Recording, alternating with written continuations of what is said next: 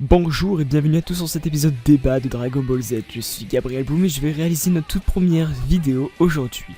Alors aujourd'hui nous allons chercher à répondre à cette question: quel est le terrien le plus puissant de tout Dragon Ball Z?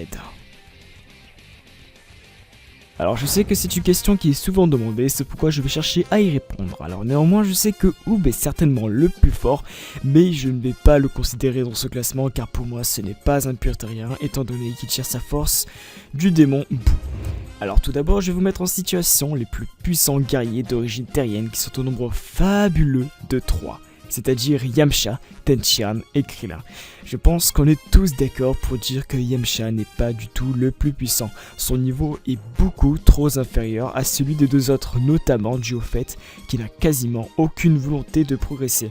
Il a pourtant le potentiel, mais il est beaucoup trop mis à l'écart de l'auteur, et cette échéance est immense. Alors selon moi, le titre du plus fort terrien reviendrait soit à Tenshinhan, soit à Krillin. Alors déjà, on sait que dans le manga, Yamcha dit à la fille de Krillin, qui est marron, que son père est le plus fort parmi les terriens. Mais est-ce donc vrai?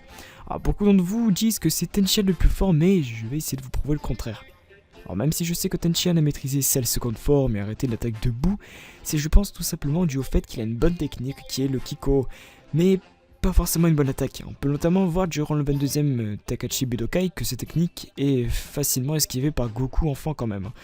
Et vous allez me répondre aussi que Tenshinhan s'est combattu contre Jess et Barta pendant qu'il était mort sur la plaine Kaio et qu'il les a vaincus.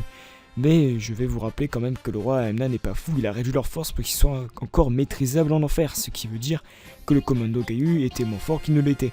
Alors de plus, Krillin possède une résistance hors norme, on peut le voir notamment face à Piccolo, Nappa, Perfect Cell ou alors Kid Buu. Il survit à de puissantes attaques données par ces 4 personnages, il tient de plus tête à Piccolo et à Nappa, là où Tenshinhan n'a pas réussi et même est parfois mort. On voit aussi qu'il survit face à Kid Buu dans le monde des morts. Alors or, Tenshinhan est mort en un seul coup face à Buu. Enfin il est pas mort mais il était KO et puis il s'est fait buter après par ce dernier. Il serait même arrivé à buter Nappa si Vegeta n'avait pas intervenu, de même si Sangoku n'aurait pas intervenu pour le prince des Saiyans. Ce qui prouve aussi que le Kiko de Tenshinhan face à Nappa n'a pas réussi à le tuer. Or Krillin l'a failli le tuer avec son Kanzan, heureusement Vegeta a intervenu. Alors il est vrai certes qu'à un moment Tenshinhan était plus fort que Krillin, mais depuis son potentiel révélé sur Namek, je pense qu'il est certainement plus fort que le Triclope.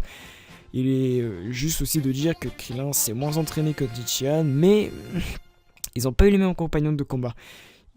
Krillin a quand même eu C18, qu'il est l'une des plus fortes terriennes sur Terre. Enfin c'est pas une terrienne, c'est une humaine. Enfin c'est pas une humaine, c'est un cyborg. Et tandis que Tenshinhan avait Chaozu, c'est pas non plus le plus fort quoi, voilà. Alors vous allez peut-être aussi me dire l'argument du nombre de morts de Krillin, et non ça n'a rien à voir car Krillin a toujours affronté les plus puissants adversaires, que ce soit Freezer etc, c'était les plus forts. C'est pourquoi je pense, comme le dit Yamcha, Krillin est le plus fort des terriens.